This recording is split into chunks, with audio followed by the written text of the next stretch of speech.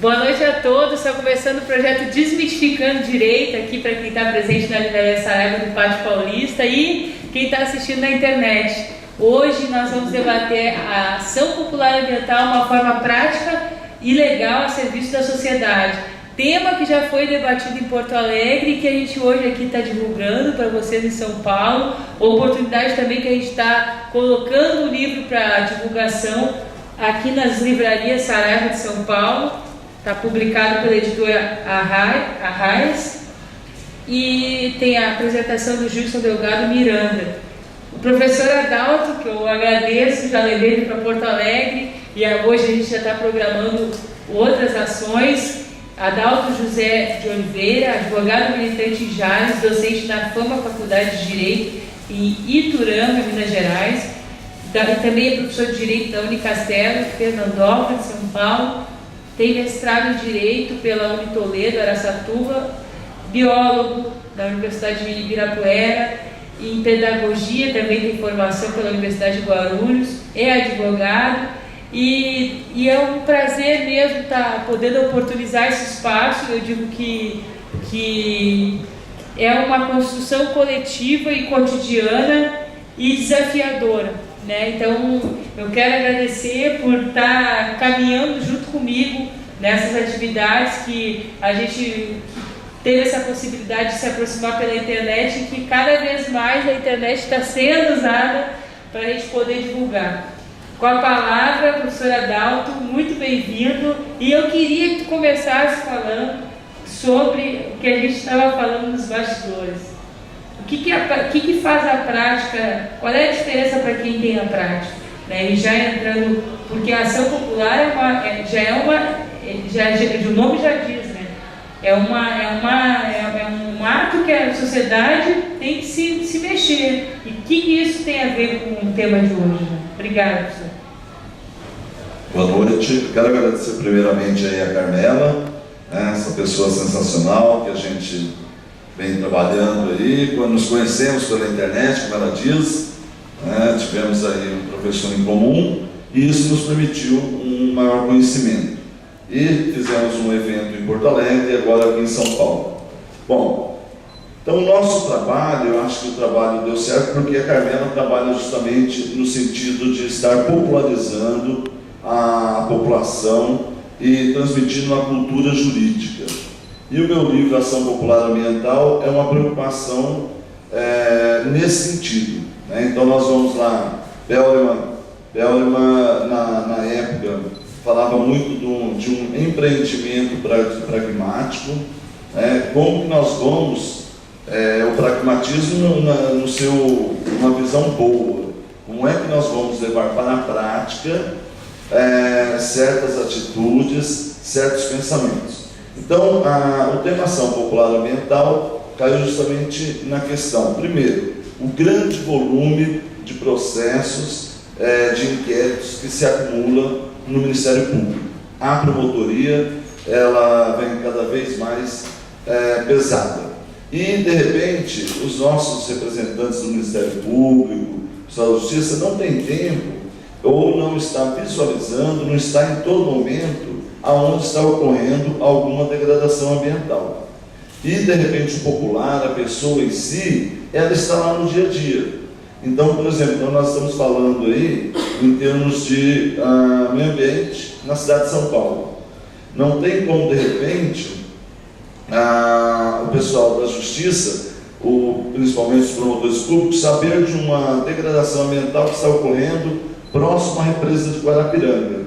Se de repente ele não convive, ele não passa por ali, né? Então uma pessoa começa a desmatar e vai entrando num loteamento clandestino.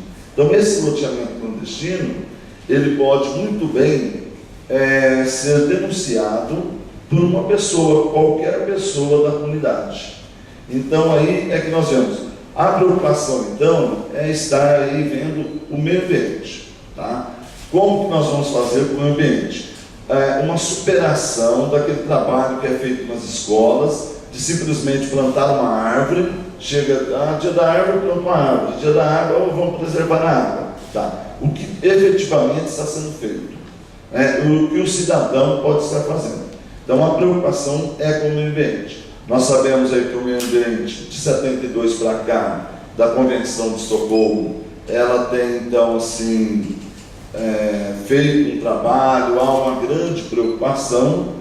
Hoje nós já temos um grupo dizendo que não, que a questão do meio ambiente não é bem assim, não há as mudanças climáticas não estão afetando. Eu sinceramente não sei onde que essas pessoas dizem que a mudança climática não está afetando o planeta, eu não sei onde que elas estão vivendo, porque na cidade de São Paulo, no interior onde eu vivo, eu percebo mudanças, questão cada 2, 3 anos, a mudança assim é gritante. Hoje nós, pelo menos na região que eu vivo, nós já não temos mais diferenciação entre estações do ano. Um dia está frio, um dia chove, um dia não chove, um dia está calor e muito. Quando faz frio, o frio é intenso, quando faz calor, o calor é intenso. Então, essa diferença está havendo sim. Essas mudanças estão havendo, a poluição está aí, e como que nós vamos trabalhar isso? Então essa é a preocupação. Primeira preocupação, tá? Como que nós vamos fazer efetivamente com o meio ambiente? Nós estamos na área do direito. Bom, nós tivemos aí então na nossa Constituição de 88, que foi a primeira Constituição que reservou um capítulo exclusivo para o meio ambiente. Apesar de ser um capítulo de um único artigo, ele é muito importante. Ele declara que o meio ambiente é um meio para todos, há um trabalho aí para todos. Esse meio ambiente, o dever de estar preservando também é para todos, não só para os entes estatais, o poder público, mas todas as pessoas como um todo. Ele coloca também, cria o meio ambiente como um bem ambiental. Na verdade, nós tínhamos um bem público, um bem privado, e de repente vem a Constituição e cria um terceiro bem, que é o bem ambiental. Ele não é público e não é privado. Então aí vem até o terceiro capítulo do livro, fala sobre essa nova sistemática, que tem como base o doutorado do professor Gregório Sagres de Almeida, que defendeu seu doutorado na PUC, inclusive, e falando justamente da superação dessa divisão do direito entre direito público e direito privado. E hoje já temos na Constituição o direito individual e o direito coletivo. E o bem ambiental, na verdade, ele tem as duas faces. Ao mesmo tempo que ele é individual, ele é coletivo. Então, é um terceiro bem, que é o bem ambiental. E esse bem ambiental, hoje nós sabemos, a Constituição de 88 garante muito isso, que é a questão de você cumprir, lá no artigo 186 da Constituição, a função social dessa propriedade. Entre os itens de você cumprir a função social da propriedade, você vai ter o seguinte, a preservação desse meio ambiente. Seja uma propriedade, um imóvel rural ou um imóvel urbano. Na questão do imóvel urbano, é bem claro aqui na cidade de São Paulo. Se você vai no bairro dos Jardins, você passa pelo bairro, ele é um bairro arborizado. E o pobre, você vai, por exemplo, no Jardim Ângela, a pessoa compra um terreno, a primeira ideia do pobre, ele fala assim, não, eu sou pobre, mas sou limpo. Ele pega o terreno, ele limpa todo o terreno e cimenta tudo, a calçada, o terreno dele, porque ele tem que arrumar. Então ele vai cimentar tudo, porque ele é pobre, mas ele é digno, ele é limpo. Então isso está incutido na cabeça do pobre. E na verdade, essas pessoas mais desfavorecidas, elas não têm ideia que é mantendo esse verde que ela estará ajudando. Então nós precisamos fazer um trabalho, o livro questiona isso em certo momento, que é o trabalho de educação ambiental com essas pessoas. Inclusive hoje eu estava aqui na cidade, eu estava ouvindo a rádio CBN, onde eles questionavam para a reunião aí do Rio Mais 20, justamente essa questão. A sustentabilidade do planeta está ligado à questão social, à questão financeira, você tem que resolver. E aí é um debate também que já está amplamente colocado no livro, que eu parto da ideia de Amartya Sen, do livro Desenvolvimento como Liberdade, onde ele coloca justamente isso. Se nós queremos preservar o meio ambiente, passa pelo princípio matriz da Constituição, que é a dignidade da pessoa humana, que é você dar uma vida digna à pessoa. Como que eu vou pedir para uma pessoa que ela não tem um salário digno, ela não tem uma moradia digna, então ela não tem roupa suficiente, ela não tem alimento suficiente, e aí então eu falo assim, olha, não pense sobre isso, vamos plantar uma árvore e vamos melhorar o planeta. Né? Ela fala assim, mas eu vou dar vida ao planeta se eu não tenho uma vida? Então primeiro ela tem que ter uma vida. E a Amartya Sen, hoje é um cidadão do mundo, né? Prêmio Nobel de Economia de 99, e ele trabalha numa faculdadezinha lá dos Estados Unidos chamada Harvard. Né? Então a ideia dele é assim, uma ideia bacana, porque passa por isso aí. Então quando você fala em preservação do meio ambiente, você tem que falar sobre essa questão da pobreza, das classes mais desfavorecidas. Não tem como você deixar isso de lado. Né? A preservação, porque de repente você traz um ambientalista, que lá no interior, por exemplo, nós temos um problema grave. Você traz um ambientalista e fala assim, olha, os peixes aí do rio, que aqui o Tietê é sujo, mas na minha região nós pescamos no rio Tietê, né? Comemos peixe do rio Tietê. Então você fala para ele, olha, agora é a época da piracema, você não pode pescar. E ele fala, e meu filho vai comer o quê? Né? Há uma preocupação, nós temos o Ministério da Pesca, junto com o Ministério do Trabalho. Na época da piracema, os pescadores profissionais recebem o seguro-desemprego. Tudo bem. E as famílias que eles vivem de comer o peixe. Né? Então há uma questão aí muito ligada ao meio ambiente. Esse é um ponto que eu discuto muito no livro e eu acho fundamental. Você tem que preservar as famílias, os seres humanos, para depois ele poder ter essa consciência de estar preservando o ambiente que está à sua volta. E aí, esse pensamento vai de encontro ao que está na Constituição. Porque a nossa Constituição ela tem uma visão antropocêntrica. Né? Ela pensa no ser humano primeiro. Então, primeiro eu vou defender o homem, vamos defender as pessoas. É o que se levanta, por exemplo, com a construção da usina de Belo Monte. Né? As pessoas que vivem naquela região não têm energia elétrica. Então eu vou fazer a usina, eu vou dar uma vida digna, vou dar conforto para essas pessoas, depois eu vou pensar no meio ambiente. Né? E na verdade, as várias decisões que nós vemos na justiça é nesse sentido. Primeiro você preserva o ser humano e depois você vê o meio ambiente. Né? A nossa Constituição está assim, depois nós vamos avançar no pensamento.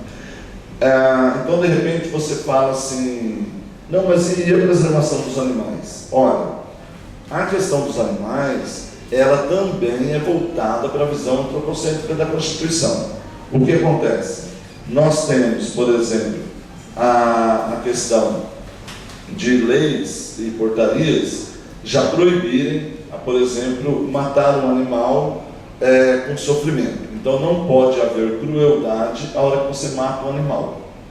Então você fala assim, então, já está preservando o animal, né, evitando a crueldade. Não. A decisão é baseada na visão da Constituição. Eu não estou matando com crueldade, porque nós já sabemos, isso já está provado cientificamente, quem gosta de carne sabe muito disso. Se você mata um carneiro, se você cansa, corre atrás dele para matá-lo, você assusta o carneiro, eles liberam toxinas, né, e a carne depois terá um gosto muito ruim. Né? Então, na verdade, você não matar com crueldade é para preservar o homem depois, a hora que ele vai degustar essa carne, digamos assim. Não é a questão de não deixar o animal morrer com sofrimento ou não. A questão não passa por aí. Outra questão que existe também, quando você tem algum animal que está sofrendo, esse sofrimento, se é uma brincadeira, essa brincadeira ela passa por uma questão seguinte, a questão cultural do povo brasileiro. Então, por exemplo, só se for uma coisa assim muito gritante, o sofrimento for muito grande. Então nós temos dois pontos no Brasil.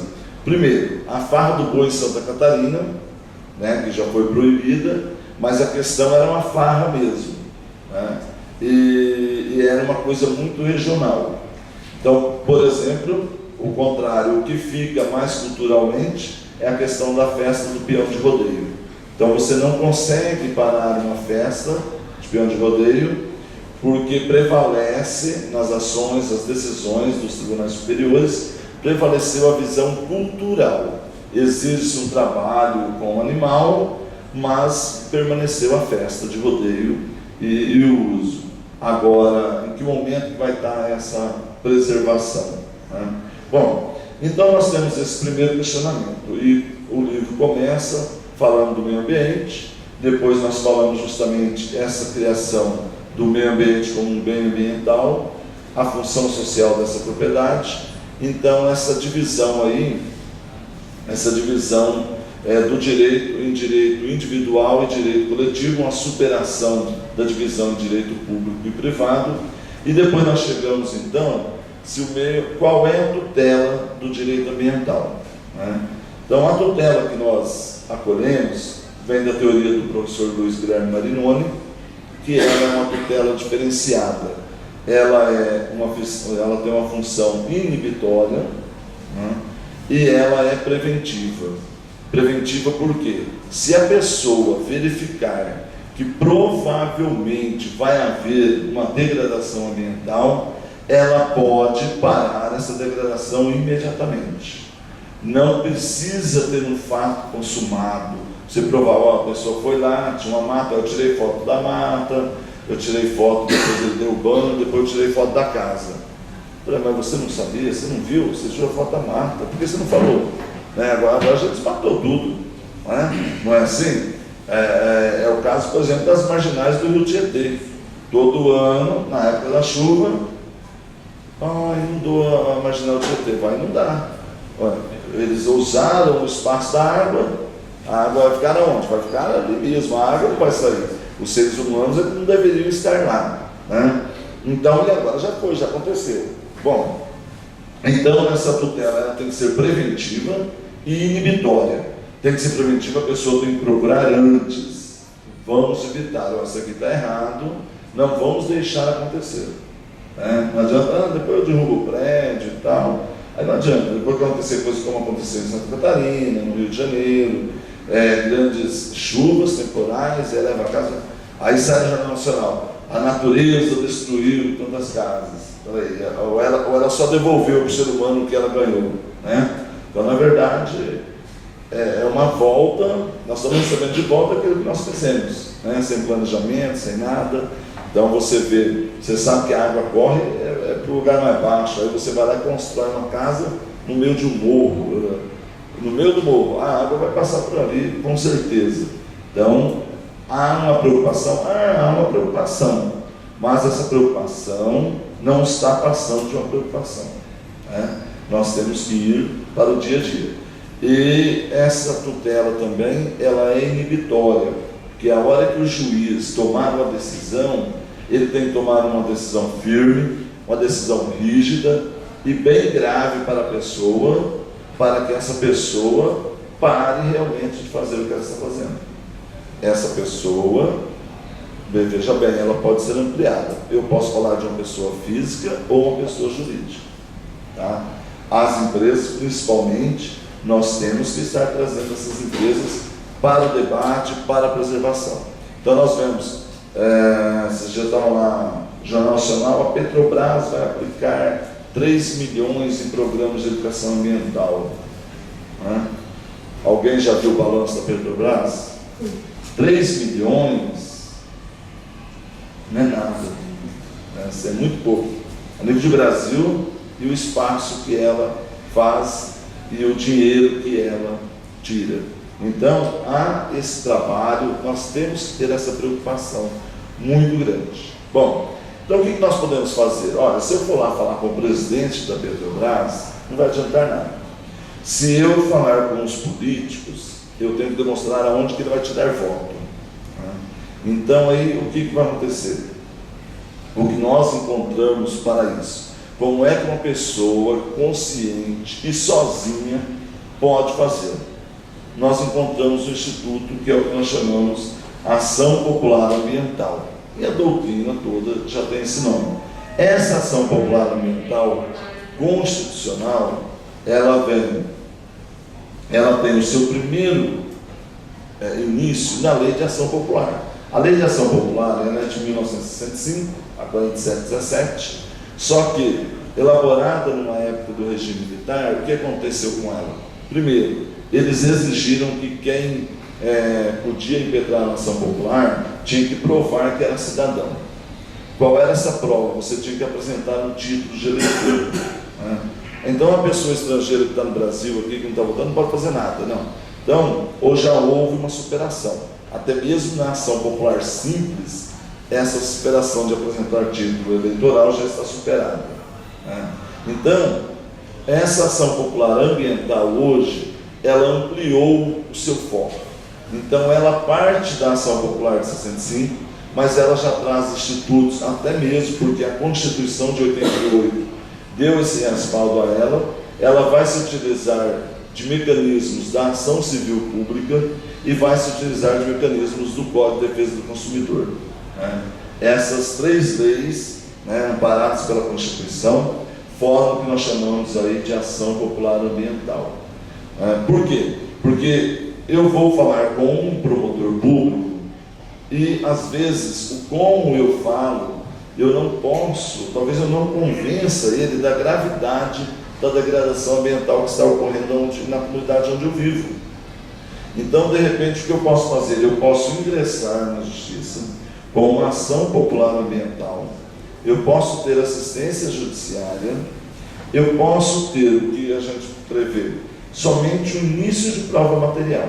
A pessoa tirou umas fotos e tal para demonstrar o que ela está falando, e aí então o juiz faz o quê? Ele nomeia um perito judicial ao encargo do Estado, para que esse perito vá até a área, constate se a pessoa está dizendo verdade ou não, né? E todo esse processo da ação popular ambiental, ela não terá custos para a pessoa, né? Salvo em um caso, se ao final da ação popular ambiental ficar bem demonstrado que a pessoa agiu de má fé, então ela vai ser responsabilizada por isso, né? Mas se ela não agiu de má fé, realmente aconteceu o problema, realmente aconteceu o que ela está falando, talvez não na proporção em que ela descreveu, mas se houve, então tudo bem, não houve má fé dessa pessoa, né? Bom, então essa ação popular, o primeiro item que cai da ação popular tradicional, porque em 65 a ação popular era muito veiculada, que a pessoa poderia vir a juízo. E por que ela mostrava o título de eleitor? Porque eram denúncias a respeito de má gestão pública. Ela ia denunciar administradores públicos que estavam retirando dinheiro do erário, né? Ela estava prejudicando ali, causando prejuízo ao erário. Então essa foi a primeira visão da ação popular. Então hoje já superou. Um outro elemento da ação popular ambiental que hoje já está superado, a ação popular anterior, ela exigia que a pessoa demonstrasse a ilegalidade do fato e a lesividade, ou seja, em que momento foi lesiva a tua atitude. Ora, o entendimento hoje é o seguinte: você só tem que demonstrar a lesão que está ocorrendo, né? Aonde que ele está sendo lesivo. Por quê? Se o direito ambiental hoje está aí até na Constituição, artigo 225, você pega a ação popular no artigo 5º, e já é considerado o meio ambiente, como um direito fundamental à pessoa.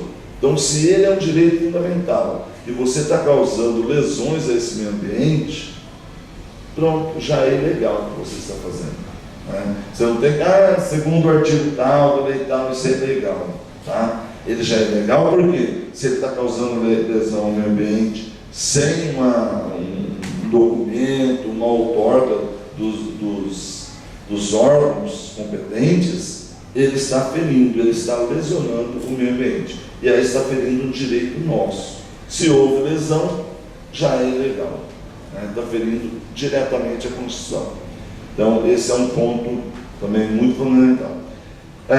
Quanto à competência, aonde você vai estar ingressando, né?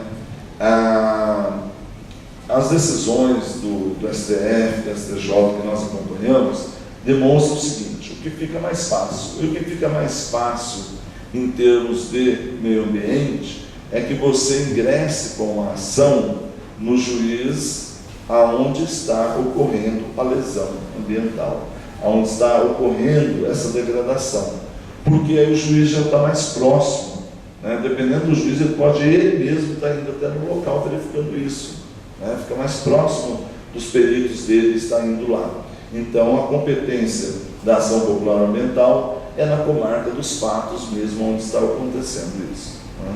Bom, com relação à competência, nós temos aí, quanto à legitimidade, quem é legítimo, né? Eu já falei que anteriormente questionava-se a questão de você estar apresentando o título de eleitor, mas na verdade hoje, tirando o título de eleitor, fica a questão do estrangeiro, né? Mas a nossa Constituição, no artigo 225, coloca o seguinte, que todos têm o direito, e todos são todos, você não tem exclusão. Então, o brasileiro nato, o estrangeiro, né, a pessoa jurídica, que aí nós temos os órgãos do Estado, inclusive, né, porque esse trabalho hoje está sendo feito pelas ONGs. Então, uma pessoa jurídica ela pode vir na justiça para estar tratando desse assunto, né, para estar denunciando, estar exigindo providências do judiciário. Porque o que nós temos de fato hoje no Brasil é o judiciário. Se a gente não fazer o judiciário movimentar, nós individualmente, um por um, não vamos conseguir, né? Essa questão aí é preocupante. Então, na parte ativa aí, nós temos todas as pessoas. E na parte passiva, também não é diferente. Nós podemos trazer para a parte passiva qualquer pessoa, né?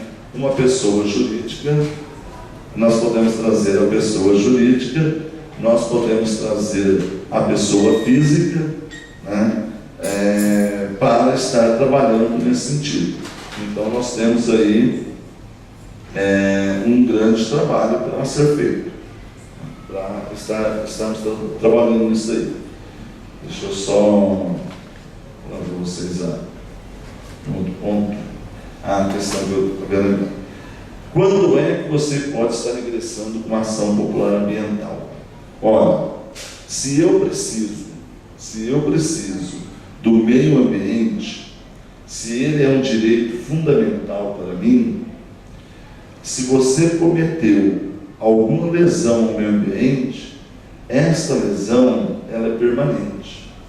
Por mais que você tente recuperar, por mais que você plante, eu derrubei 5 árvores, vou plantar 100, o que acontece? Então essa ação popular é o seguinte, ela é imprescritível, porque o ambiente é constante e é para sempre, né? Então, para que a gente não faça esse trabalho, então nós postulamos isso, toda ação popular ambiental, não há prazo prescricional. Quando você verificar a degradação ambiental, você terá direito a estar ingressando na justiça, tá?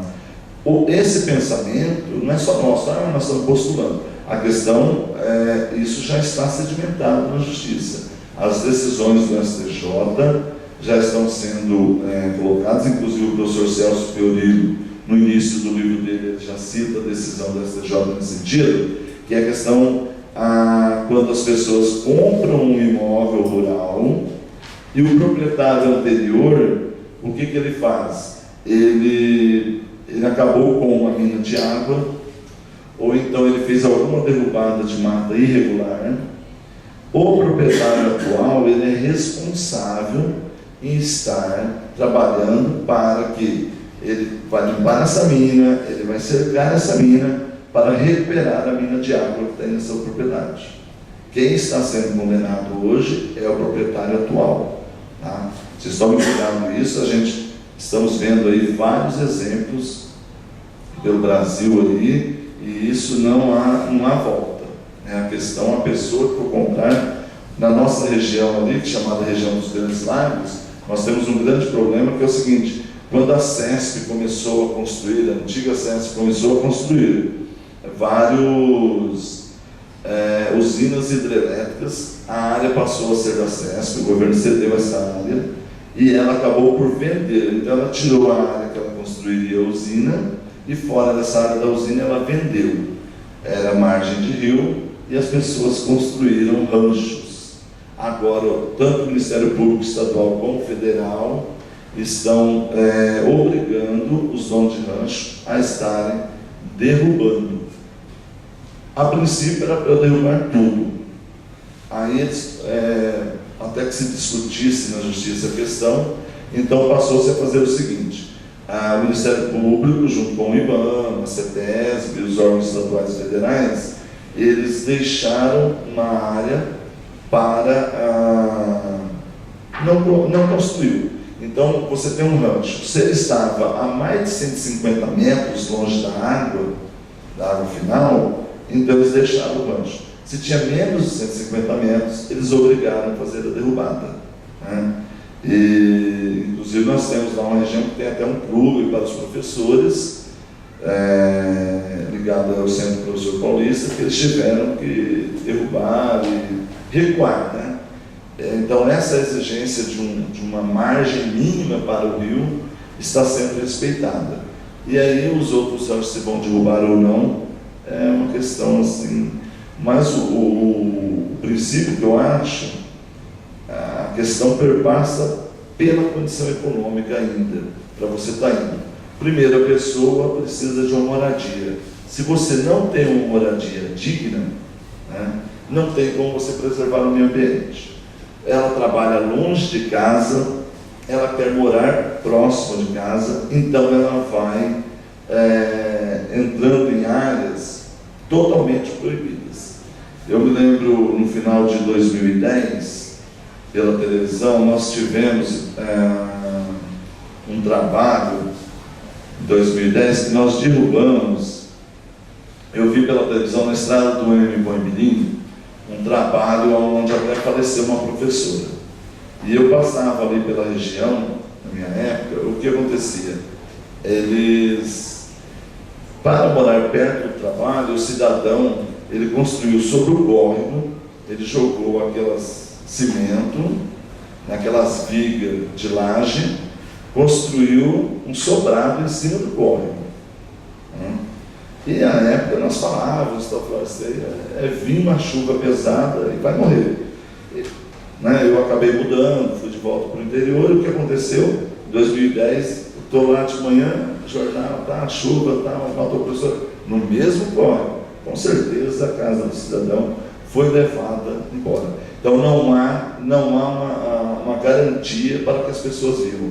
Loteamento clandestino, que a gente defende no livro, é uma questão de moradia digna para as pessoas, porque a pessoa ela quer viver bem, ela quer morar. E aí então, já que não se garante isso, nós não temos aí, a pessoa ela não quer nem saber se aquilo ali é ilegal ou não, ela quer ter uma casa. Não há uma preocupação, na verdade ela não tem uma saída, então aí ela acaba cometendo esse desmate todo aí. Então a questão perpassa pela dignidade da pessoa humana, né? Ele chega e vai sentando. Eu vou me levantar, eu queria receber aqui uma pessoa. Professor Gilson, por favor, professor Gilson. Dá licença aí aos amigos. Deixa eu cumprimentá-lo aí. Uma honra aqui. Estamos falando da obra aqui, professor. Tá bom? Já, professor? Tá bom? Tá ok. Esse é o professor Gilson Delgado Miranda. Ele foi o meu professor, orientador aí na minha dissertação. Professor da PUC, né, professor? São Paulo. Bom, pessoal, então, o que eu estava colocando é isso.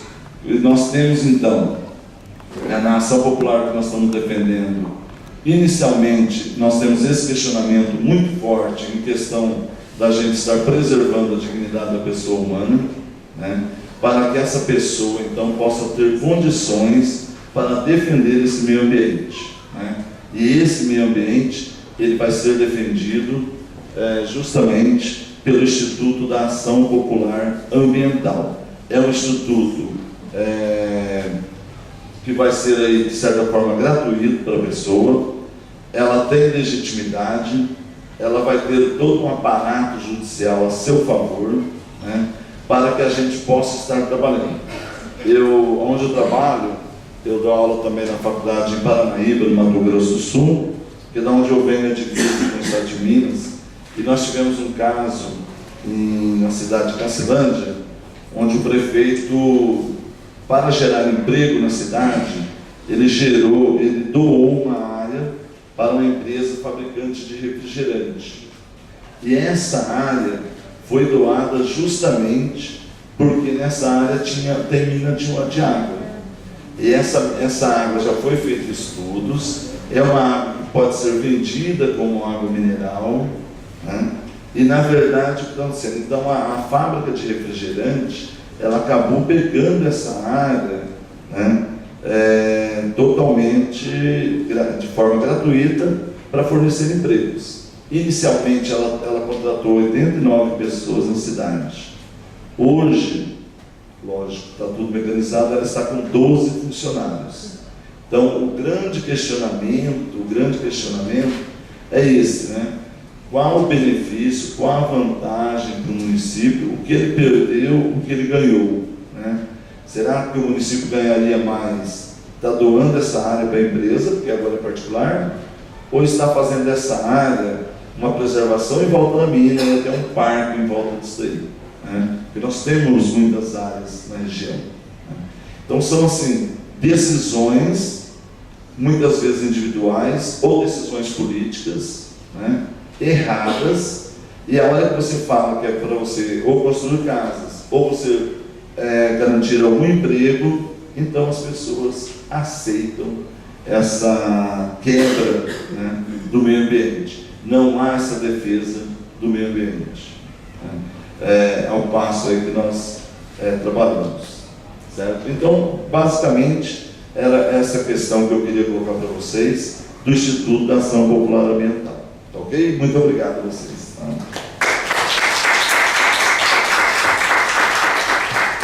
Eu sempre faço um questionamento e eu gosto de abrir o espaço para quem está aqui participar, e eu queria que vocês participassem, dissessem aqui que vocês veio lá no colégio, no colégio é modo de falar, né? Na faculdade ou no colégio mesmo, né? Estudando biologia, geografia, quem está no colégio ou não, né? Eu fui premiada. Boa noite, meu nome é Keila, sou estudante de Direito, e é claro que a questão ambiental ela nos preocupa muito, né? Porque somos cidadãs, sou mãe, então me preocupa qual que é o mundo que vou deixar para o meu filho, claro, né? E eu percebo que, como o professor falou, que a questão social pesa muito. Meu filho, por exemplo, ele estuda num colégio particular e ele está constantemente em campanha, né, para reciclado. Ele se preocupa tanto que às vezes a gente está parado no semáforo, ele desliga o carro porque você está estragando o meio ambiente, está poluindo. O que a gente não vê é esse dinamismo na escola pública. Eu queria que o professor falasse um pouquinho de como que nós podemos nos mobilizar, porque eu acho que a questão é mais social, a decisão é política, como tudo no nosso país, para que essa matéria chegasse de frente, como, quem sabe, até uma matéria obrigatória na sala de aula nas escolas públicas, por exemplo. Eu acho que seria um bom caminho começar a conscientizar a criança da escola pública, não para hoje, mas para daqui a 10, 15 anos, essa criança ser um adulto consciente aí, e se preocupar mais com o meio ambiente, né? Obrigada. Qual é a tua faculdade? Anhanguera. Lá está bom? Isso. Manda um salve lá pro pessoal. Bom, muito bacana isso aí. Inclusive, eu comento no final de um capítulo, num livro, justamente sobre a questão da educação ambiental, né? E nós estamos agora em agosto, vai ter um congresso na Universidade Estadual do Mato Grosso do Sul, e eu fui convidado a estar escrevendo um artigo justamente sobre essa questão, No livro eu já defendo, e lá mais assim, nós vamos lançar uma obra coletiva, são vários autores, mas o meu artigo, a defesa é essa. Primeiro, eu acho que a criança ela segue exemplos, né? Não adianta você falar, ela segue exemplos. Então, eu defendo no artigo seguinte, que toda graduação, não interessa a graduação, ela tinha que ter, não precisa muito também não, um semestre de educação ambiental. Você vai ser administrador de empresa? Um semestre de educação ambiental. Não tem, o engenheiro, né, já tem aí muito tempo, porque na verdade ele é um tema transversal. Um tema transversal é para todo mundo, né? Então aí o colega lá fala assim, mas eu falo de constitucional, eu vou falar de direito ambiental, né? Então as faculdades já têm o tempo de direito ambiental, né? O direito. Mas a minha defesa é que todas as graduações tivessem um semestre aí, de alguma forma, todos o pessoal tivesse aí essa noção de educação ambiental. Porque se ele não tiver essa noção, ele não passa para as crianças, né? E na escola pública, né, que nós trabalhamos lá há muito tempo, na escola pública também acontece isso, né? Você trabalha, é um tema transversal. Então, aí o professor de ciência fala assim, mas só eu de ciência que vou falar de meio ambiente, né? Aí você pede para trazer um texto. Por exemplo, uma coisa que eu pedia muito, assista lá o programa Globo, porque você dá um trabalho, fala sobre o teu assunto, ele baixa lá na internet, né? Google Educação, e te traz o texto.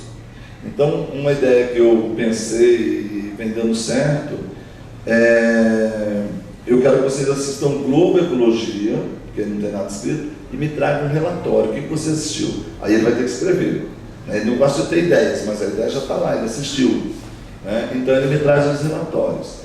Aí, como agora eu estou no interior, lá eu não achei uma amiga ainda tipo uma professora de português, que pudesse ler aqueles textos, né? Que é a bendita interdisciplinaridade que todos falam, mas a prática é complicada, né? Em São Paulo eu até tive uma colega que me ensinou muito sobre dissertação e todo esse trabalho, né? Inclusive quando eu fui para alguma coisa a gente fazia. Então, em São Paulo, quando eu trabalhei aqui, a gente ainda tinha uma integração maior, então comentando e você está fazendo projeto. No interior de São Paulo é difícil, ninguém aceita, é muito individualista os trabalhos. É difícil você achar tem fulano. Não, você encontra alguns exemplos, mas não há essa uniformidade dos próprios professores em estarem integrando e trabalhando o mesmo assunto. Talvez o projeto viesse de fora para dentro, do macro para o micro. Do macro teria que ser obrigatório, né? Que hoje ainda não está, né? Nós temos assim, inclusive agora, por exemplo, a diretoria de ensino a qual eu pertenço é de Jales. Então, pelo lançamento desse livro, eu fui convidado pela dirigente regional de ensino. Então, na quinta-feira, ela convidou os coordenadores das escolas da região dela, são 41 escolas, para que eu fale sobre educação ambiental com eles, né? Então lá ela falou, eu acho que é fundamental isso, nós temos que fazer. Então nós elaboramos, isso a semana passada. Então quinta-feira ela me tirou da sala de aula para me estar falando com os professores da rede sobre isso, né? Sobre educação ambiental que nós temos. Ela acha fundamental. Eu também acho que você tem que se preocupar, porque de repente se você vive num ambiente bacana, num ambiente legal, você vai ter uma vida melhor, você vai ter pensamentos melhores, né? Para você até enfrentar o dia a dia aí, né? Porque trabalhar todos nós temos. Mas esse trabalho que nós temos, essa é a preocupação, né, do livro. A Ação Popular fala de como você vai na justiça. E a preocupação é isso. E a teoria, as leis nós já temos, né? Se você vai na área da educação, você vai pegar a RDB, você vai pegar os temas transversais, já tem a teoria lá no Estado, né? Então nós queremos ver a prática, e essa prática é que está difícil, né? Porque nós estamos tentando popularizar essa prática, né? Alguém mais gostaria de aproveitar a oportunidade? Quer fazer um comentário? Quer passar a palavra aqui? Se puder dizer o que estava estudando, essa experiência. Não, na verdade, assim,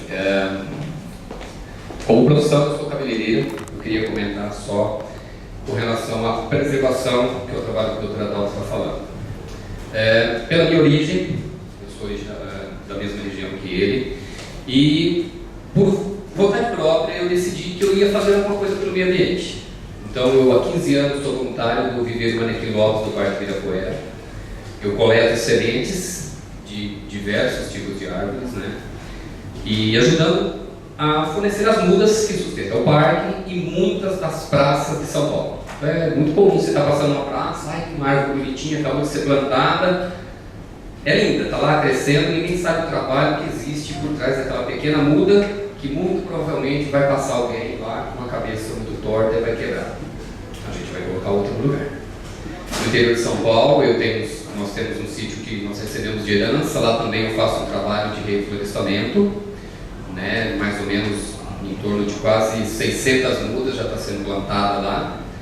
Então, assim, eu estou tentando fazer a minha parte. Eu sozinho, com certeza, não vou conseguir. Mas tem um monte de outras pessoas que estão interessadas. E assim, uma semente que você catar em algum lugar, que você plantar, você vai estar me ajudando, vai estar ajudando o Dr. Adalto, vai estar ajudando ela que está querendo fazer alguma coisa, e a gente vai fazer.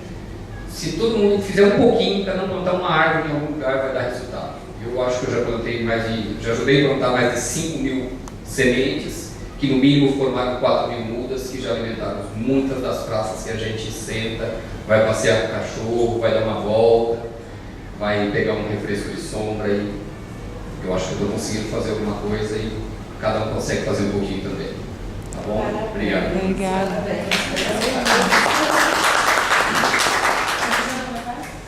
Quer fazer um comentário? Não, na verdade, eu sempre falo, né, das coisas de meio ambiente, eu sou muito interessado, né, por esse assunto. Eu trabalho com áudio, né, trabalho com comunicação, não trabalho com direito, mas são assuntos que chamam muita atenção porque nos afeta a todos, né? Tanto o direito como o meio ambiente são assuntos que nos afetam o meio de vida. Dentro de São Paulo, na cidade de São Paulo, está se comentando muito sobre a questão do plástico, que é lançado como lixo, até por causa da nova lei aí, das sacolinhas e tal, né? E lembra o jornal aqui, né? No ano passado aqui, no jornal, tem um assunto que fala da língua da penha, não tem nada a ver com o assunto, mas só para fazer um link, né, do que o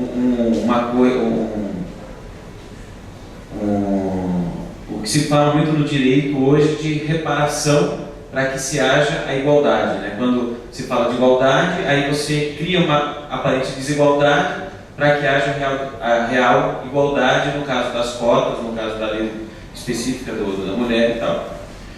Porque existem produtos que são grandemente nocivos ao meio ambiente, né? Mas que existe em grande aceitação, né?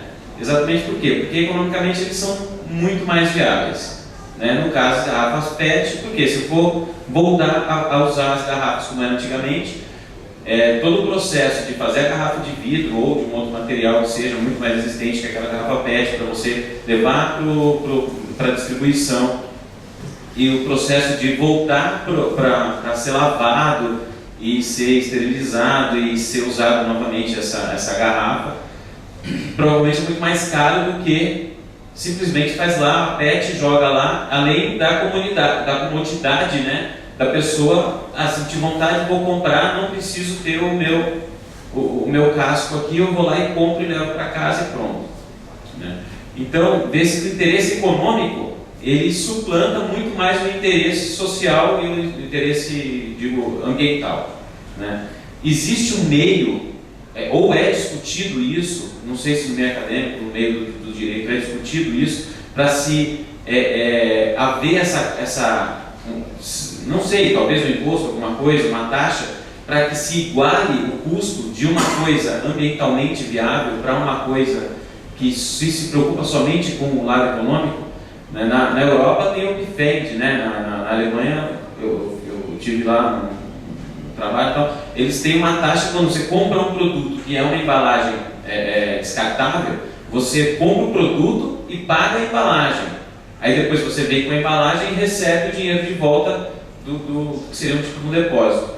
Existe alguma discussão sobre isso no Brasil? Porque você vê que a gente fica com essa hipocrisia de falar da sacolinha e o desodorante, o shampoo, o refrigerante, tudo é embalagem descartável. Que você for ver a massa daquele produto é muito maior do que uma sacolinha.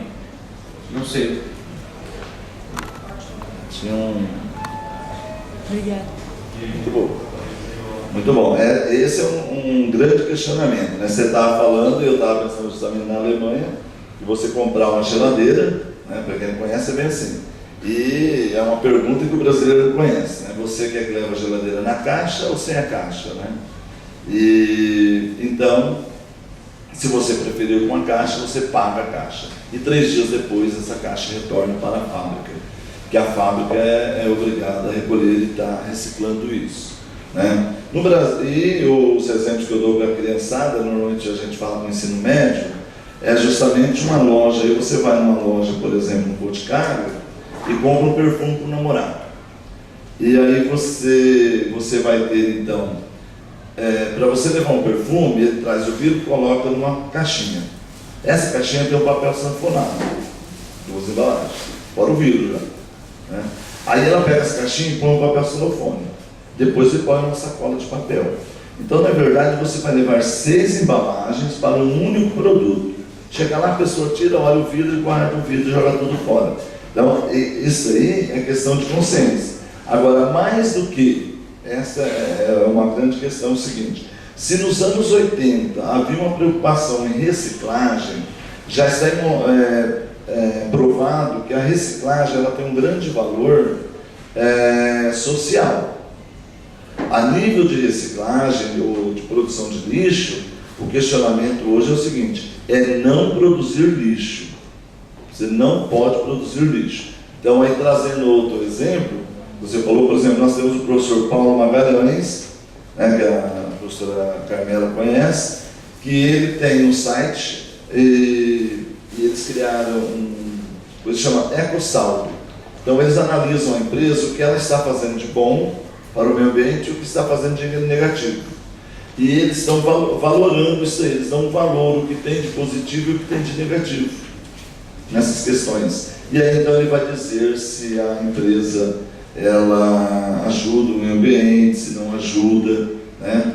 No Brasil, você me fez lembrar uma conversa que eu tive com um político, um deputado federal uma vez, e eu, na casa dele, né, eu falei assim: mas deputado, a televisão é concessão pública, por que vocês deixam falar mal de vocês lá na televisão, né? Corta a concessão. Ele falou: não, isso aí tá tudo certo, a gente só deixa mostrar as coisas pequenas, né, na televisão. E a questão da sacolinha é isso aí. Então a mídia, os grupos econômicos, né, a Globo não deixa de ser da classe dominante, elas pegaram um bode expiatório, que é a sacolinha, que vai ser lá 0,002, né, que é uma coisa ínfima, justamente para desviar o foco da conversa. Então, no Brasil, então desvia-se o foco. Tá? Vamos debater essa sacolinha, mas isso não resolve. Porque o meio ambiente, você leva a sacolinha, você vai criar mais lixo, né? Você criando lixo, você vai ter, o ser humano não somos frágeis ainda, mas você vai ter no lixo vários micro-organismos. Você vai ter na poluição vários micro-organismos. Micro-organismos estes que estão se modificando geneticamente para resistir a essa poluição, a esse lixo. E o ser humano não. Né? Então, até que ponto nós vamos... Não é isso, doutora Eliana? Então, os micro-organismos, eles estão modificando geneticamente. Mas nós não. Então, o que nós estamos falando de prática? De prática no Brasil, você só vai encontrar projetos específicos. Ou são lutas individuais, ou são ONGs isoladas que estão fazendo alguma atividade. Tá? A nível nacional e de maneira contundente assim, desconheço. Tá? Mas eu queria aproveitar, já passo, que é interessante que tu falou sobre o trabalho, né, de plantar árvore, que a sociedade tem uma cultura, já desencaminhando para o final, tem uma cultura de que tem que plantar árvore, não que isso não seja importante, mas que o que acontece? Tu vai lá e planta e o outro vai lá e tira. Está faltando aquilo que tu falou no início, de a pessoa se sentir dentro do sistema, inserida dentro do sistema, para poder ser e fazer alguma coisa, né? Porque até então ela pode ser um invisível dentro do sistema e está lá tão ruim quanto a plantinha, né? Uma condição tão precária quanto essa condição. Então, ainda o pensamento do direito ambiental, infelizmente, muitos pesquisadores ainda não conseguem, não valorizam a ação anterior, né? A prevenção, que seria a educação, o sentido de solidariedade, o sentido de que saber se, por que aquele bueiro encheu lá, por que a rua está cheia daquele jeito, né? Antigamente, já me encerrando, já vou passar a palavra para a colega, eu me lembro do meu pai de bota de plástico indo limpar o bueiro na rua da minha avó, né? Então, naquela época, isso uns 20 anos atrás para mais, ele fazia aquilo para minha avó poder sair de casa e trabalhar, fazer as coisas dela. Daí agora, esse ano, eu me vejo, depois de anos que se passaram, eu vejo a mesma coisa acontecendo de novo. E meu pai não está lá para limpar o bueiro, né? E como é que fica? Né? E agora já não tem mais o valo que tinha do lado do beco que minha avó morava, mas tem uma rua, foi feito um pseudo tratamento de esgoto, várias casas foram construídas, minha avó já não é viva mais, meu pai já está trabalhando. Quem é que vai limpar isso? Né? Quem é que vai limpar isso? Né? Se o Estado não consegue dar conta. Então, é uma coisa tão interior nossa, né? Que só quando bate realmente em cima do morro, em cima da nossa casa, que a gente vai lá e vai pegar uma pazinha e vai ajudar e vai reconstruir, que nem lá em Niterói, lá procurando corpos, que foi uma grande catástrofe que a gente teve, né? E que infelizmente a gente espero que se una. A gente tem hoje, está se reunindo aqui, eu digo que esses encontros assim valem a pena pelo nosso idealismo de querer ver uma conscientização, não só assim as grandes oportunidades de debate que os professores trazem aqui, hoje o professor está trazendo, mas principalmente a gente fazer um grande grupo, um grande movimento de conscientização do que o direito é, né? E o que ele pode ser, para não ficar naquele sistema teórico e a gente realmente sair daqui e tentar levar isso para o nosso cotidiano, porque a gente sabe que é muito difícil. Se a gente estivesse talvez falando uma palestra de concurso público, essa sala estaria lotada de pessoas interessadas em concurso público. Mas o que adianta elas terem um concurso público, passarem no concurso público e depois não terem onde morar porque está tudo alagado, ou não terem como andar na cidade porque não tem como andar na cidade. Então, assim, de nada adianta o dinheiro se a gente não tiver o meio ambiente, né? E eu acho que a gente tem que, assim, trabalhar cada vez mais dentro de casa, puxar o professor e para a gente poder mudar essa realidade e construir cada vez mais espaços assim, né? De interlocução. Vou passar para a colega o nome e a faculdade. Boa noite, meu nome é Rita, eu sou da UNIA, também faço direito. Aí uma coisa que ficou assim bem, eu achei interessante quando o colega colocou do PET, o descarte de pneus. Ele está aí e ninguém fala sobre o descarte de pneus, porque ele tem que ser levado novamente para o local de origem, e é o que não acontece. Inclusive, eu já fiz um trabalho no CETEC, e nós descobrimos nesse trabalho, que era um projeto de TCC, que eles não eram descartados, eles eram descartados na rua, porque a função, né, da fábrica ela não fazia. Né? A gente nem pode citar os nomes, mas elas não fazem. Então, são direitos violados. Né? Então, direitos violados na escola, onde você não tem oportunidade de educação, de conscientização do meio ambiente. Então, assim, é uma questão muito... Quando se fala de PET, eu nunca levo uma sacola retornável, porque eu acho que você fala assim, fala da sacolinha, mas e a PET? A garrafa PET? E o senhor disse uma coisa que eu achei muito interessante, que quando o político tem interesse, né, são interesses políticos, e muito provavelmente nessa concessão também de televisão, né, se alguém já assistiu um filme aí que fala de uma reportagem maravilhosa da BBC, sabe que direitos violados também, né, no caso das concessões. Então, infelizmente, nós temos muitos direitos violados, né, precisaríamos pensar no meio ambiente sim, na educação sim, e tantas outras coisas.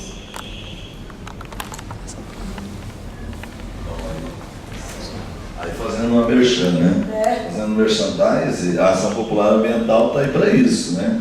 Porque há casos até de quem tinha um dever, né? Não é maior, mas é um dever também junto, que está na Constituição, que é o poder público. Porque eu já vi várias reportagens onde a prefeitura institui um projeto de coleta seletiva de lixo, ela recolhe o lixo, né? Conscientizou, falando no jornal, falando no rádio lá, do município, e o caminhão passa recolhendo lixo, né, tudo divididinho, separado, tudo bacaninha. Aí chega lá e ele joga numa vala comum. Né? Então, realmente isso aí nós temos que dar, que é essa questão. Nós temos nos pequenos municípios, né, o Jales hoje está com 52 mil habitantes, nos pequenos municípios, dificilmente você acha, está estudando direito, vou te contar. Eu ingressei com uma ação contra o município. O juiz de primeira instância, o doutor Gilson já saiu, né? Beleza? Então pode falar de juiz. O juiz de primeira instância, o que ele julgou improcedente.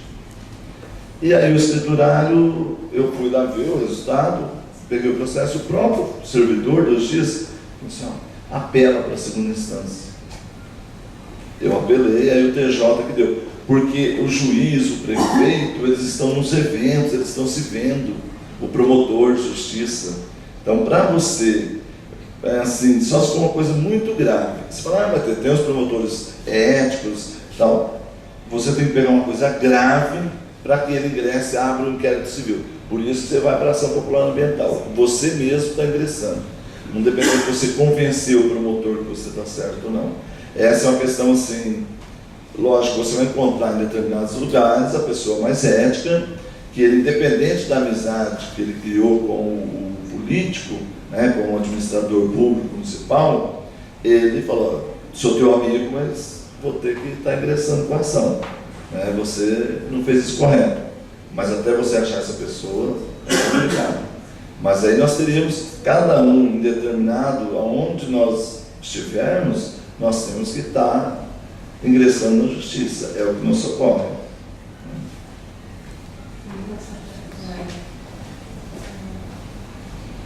Boa noite, meu nome é Eliane, eu trabalho na Faculdade de Medicina da USP com pesquisa relacionada ao meio ambiente.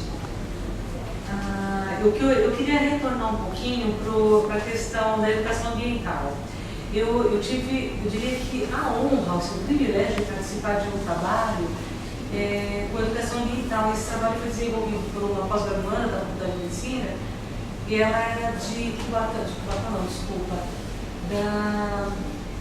se chama? É no Guarujá, Vicente de Carvalho, no Guarujá.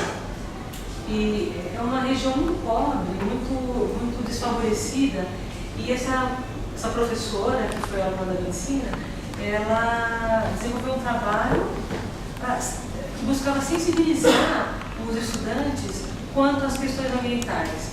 Então a proposta era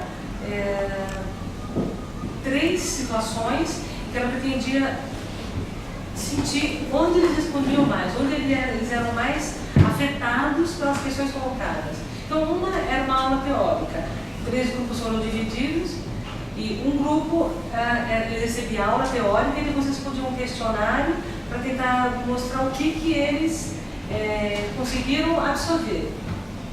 O segundo grupo, que foi o melhor, o mais, que eu considero o mais importante, eles tinham que fotografar os problemas ambientais. De início eles vinham com fotografia assim que uma árvore, e a professora perguntava, qual o problema ambiental aqui? Ah, não, eu gostei da árvore. Não, eu quero um problema ambiental. Aí eles foram entendendo, depois de algumas fotos que eles tinham o trabalho de revelar, eles fizeram aquele sistema de fotografar com a lata, tem um buraquinho, o papel fotográfico dentro, não sei se vocês conhecem. Então era muito complicado de fazer isso. Quando eles vinham com a foto errada, tinham que fazer tudo de novo.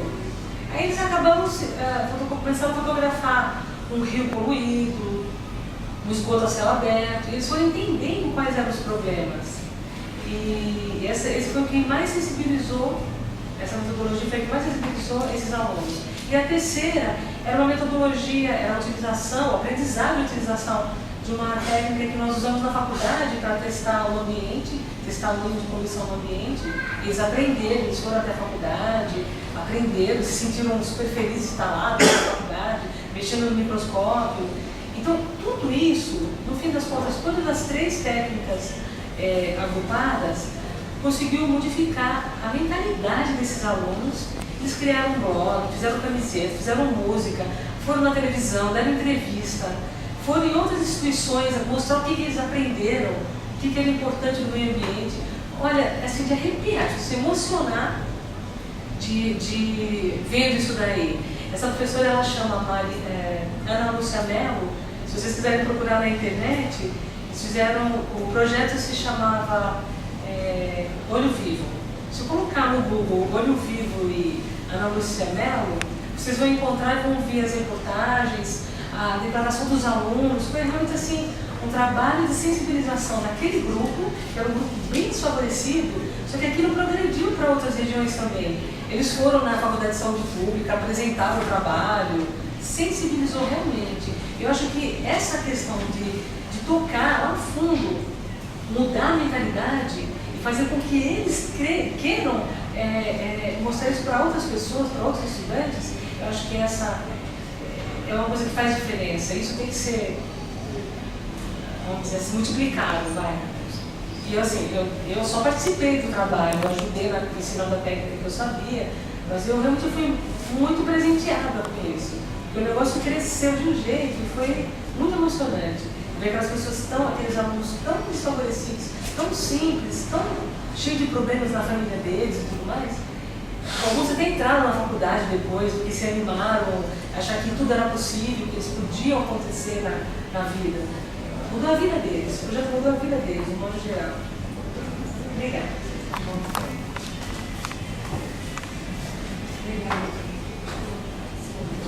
Alguém quer fazer mais algum comentário? Boa tarde. Vou arrumando aqui. Eu quero agradecer e pegar o livro aqui para quem quiser adquirir e aproveitar que o professor está lançando aqui em São Paulo. Está na caixa da livraria, né, com a apresentação do professor Gilson, que estava aqui, Delgado Miranda, mais a participação do professor Vili Santiago Guerra Filho. E agradecer ao professor Adalto novamente, né, por estar aqui tão metódico, didático e inclusivo, né? Que eu acho que o que falta muito ainda no direito, que a gente batalha e está nessa causa aí, cada coisa é uma descoberta, né? Usando a sensibilidade para poder atingir isso, é essa questão de saber chegar no ponto que as pessoas consigam enxergar de uma maneira mais comum, né? E agradeço a presença de vocês hoje aqui. O próximo evento é o mês que vem, é com o professor Paulo Lobo Saraiva, que ele vai falar sobre a tetradimensionalidade do direito, eu acho. Eu não tenho certeza, mas vai falar sobre, está no site do jornal, de cabeça agora me perdi, mas nós vamos fazer agora o professor vai estar disponível para autógrafo. Vou fazer sorteio de 2 livros de presença. E quem é que pode alcançar aquele livro preto? Pode alcançar. Eu vou fazer Vou fazer com aqueles que assinaram aqui, tá? Professor, você não vai ver, tá? Ah, De 1 a 13, 2 números eu preciso. e agora? E agora? Número 8, Nathalie Maria de Lima. Tá aí? Ela foi pegar o livro. 1, 2, eu vou chamar o próximo, aí tem que estar aqui na sala. O outro número, de 1 a 13. 6. 6. A Kelly Cristina Alves Silva. Ok. Português para concurso. Pode pegar aqui. Obrigada. E vou. Tá aqui, então vamos lá, né? Kelly? Nathalie, vem cá, Nathalie. Tu ganhou um livro aqui, Português para concurso do SESC e UNB. Pode pegar aqui em cima aqui.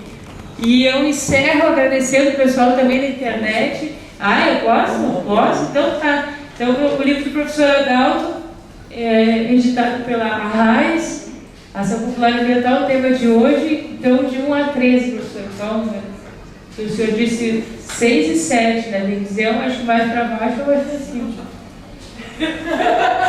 Sem cola, sem cola. Bom, hoje é 27, né? Já falei.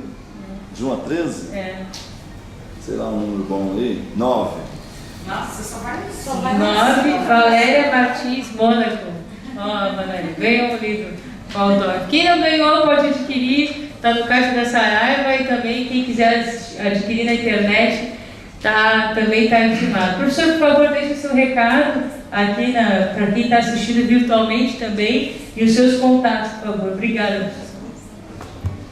Muito obrigado. Novamente eu quero agradecer a Carmela por esse trabalho que ela está fazendo aí na popularização do direito, né? Trazer a cultura jurídica para todas as pessoas. Carmela, que é carioca do Rio Grande do Sul, né? Ela é carioca, mas a Carmela é do Rio Grande do Sul, de Porto Alegre, onde nós tivemos lá o mês passado um evento muito bacana, né? Bastante gente participando no lançamento do livro, mas também levando o direito para as pessoas, né?